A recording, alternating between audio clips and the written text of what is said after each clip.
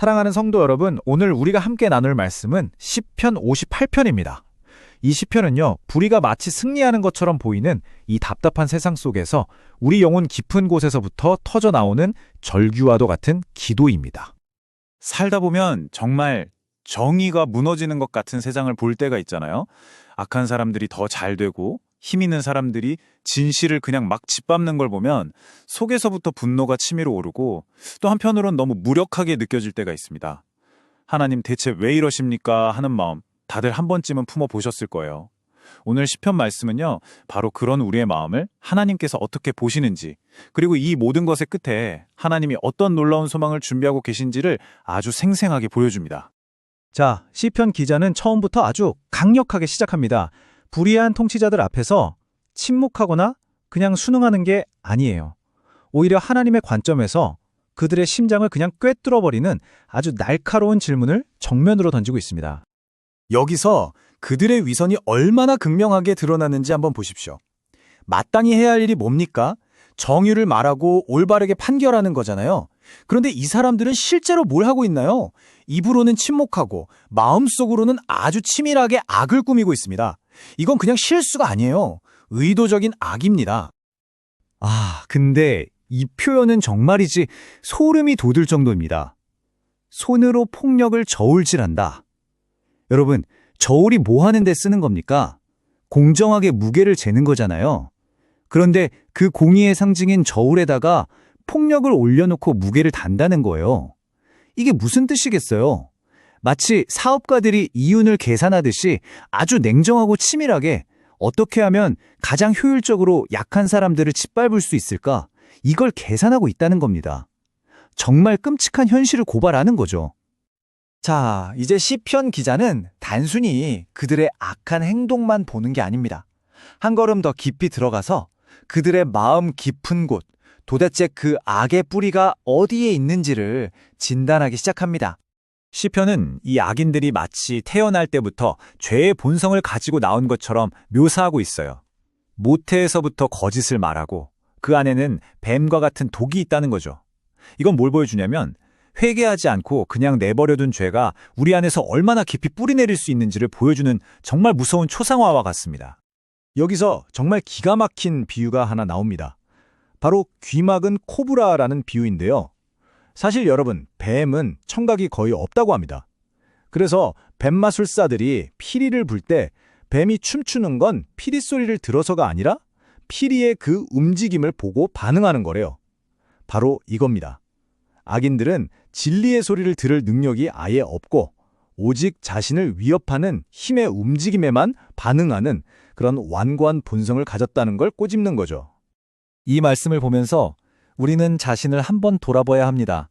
혹시 우리 안에도 내 이익 때문에, 내 욕심 때문에 하나님의 그 진리의 음성에 의도적으로 귀를 막아버린 코브라의 본성은 없었는지 말입니다.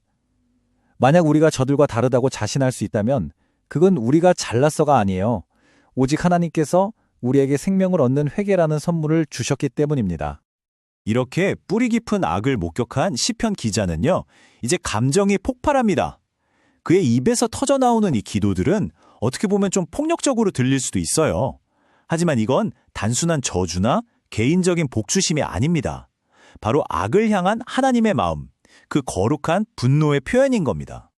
그래서 시편 기자는요, 정말 강렬한 6가지 비유를 쏟아내면서 하나님께 심판을 부르짖습니다. 하나하나가 정말 그 절박함이 느껴져요. 첫째는 젊은 사자의 어금니를 꺾어주십시오. 이건 뭡니까? 그들의 힘의 원천, 그 파괴력을 아예 무력화시켜달라는 거죠. 둘째, 급히 흐르는 물처럼 사라지게 하소서. 그냥 흔적도 없이 존재 자체가 없었던 것처럼 만들어달라는 거예요. 또 그들이 쏘는 화살이 쓸모없게 해달라고 하고, 심지어는 녹아 없어지는 달팽이나 빛을 보지 못한 사사나처럼 아예 그 존재 영향력 자체가 완전히 소멸되기를, 회오리 바람에 휩쓸리는 가시덤불처럼 순식간에 사라지기를 간절히 기도하고 있는 겁니다. 이 기도의 중심에는 아주 중요한 신앙 고백이 담겨 있습니다. 이건 절대 사적인 복수심의 표출이 아니에요. 오히려 이 기도는 이렇게 외치는 겁니다. 하나님, 복수는 제가 하는 것이 아닙니다.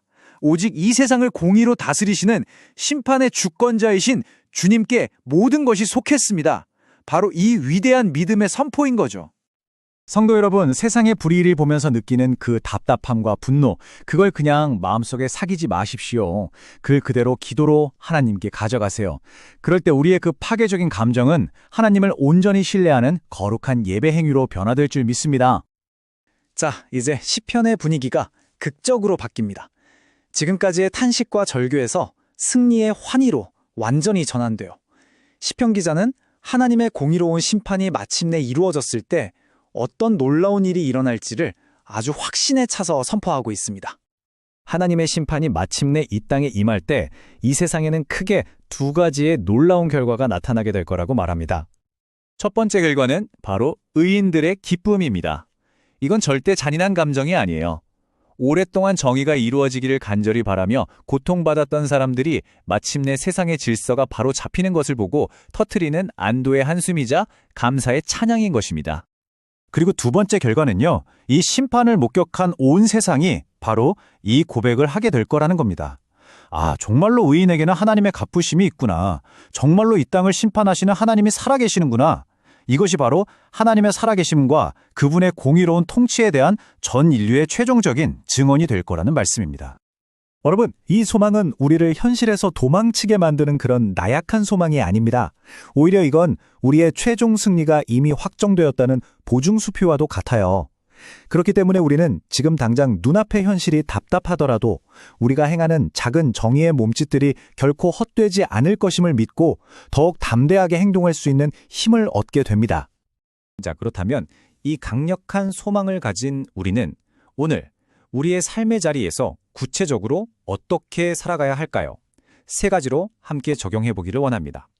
첫째는 정직하게 기도하는 겁니다. 억울함과 분노, 아픔을 숨기지 마세요. 하나님 앞에 어린아이처럼 있는 그대로 다 쏟아내십시오. 우리의 아픔을 그분께 온전히 맡겨드릴 때 우리는 비로소 미움과 쓴뿌리의 감옥에서 해방될 수 있습니다.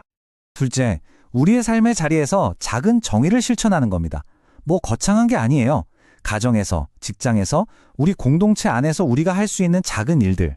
거짓말하지 않는 것, 불의한 관행에 대해서 침묵하지 않는 것.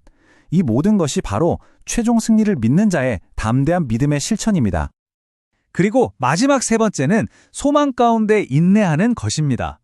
우리가 아무리 노력해도 세상이 당장 바뀌지 않는 것처럼 보일 수 있습니다. 그때 낙심하지 마십시오. 역사의 주관자이신 우리 하나님께서 그분의 때에 그분의 방법으로 반드시 모든 것을 바로 세우실 것을 신뢰하면서 믿음의 경주를 끝까지 완주해야 합니다. 사랑하는 성도 여러분, 기억하십시오. 불의는 결코 영원히 승리할 수 없습니다. 이 땅을 다스리시는 하나님의 궁극적인 정의는 반드시 실현될 것입니다. 이 믿음을 굳게 붙들고 오늘 하루도 승리하시는 저와 여러분 모두가 되시기를 주님의 이름으로 간절히 축원합니다. 아멘.